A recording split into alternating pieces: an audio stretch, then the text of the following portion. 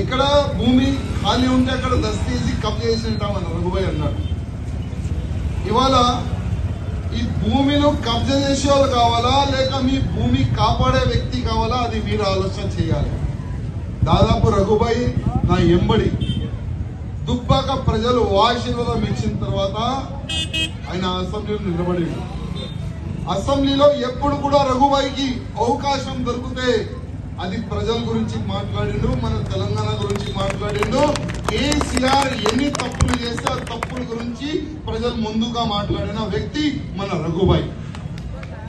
ఇవాళ ఇంత మంచి క్యాండిడేట్ ని భారతీయ జనతా పార్టీ మన మోదీ గారు ప్రత్యేకంగా, రఘు నువ్వు పార్లమెంట్ కొట్లాడాలి, నేను ఇస్తున్నా నీకు టీఫామ్ అని డైరెక్ట్ మన ప్రధానమంత్రి మోదీ గారు, మన కిషన్ రెడ్డి గారు అందరూ ఆశీర్వాదం దొరికిన తర్వాతనే ఇవాళ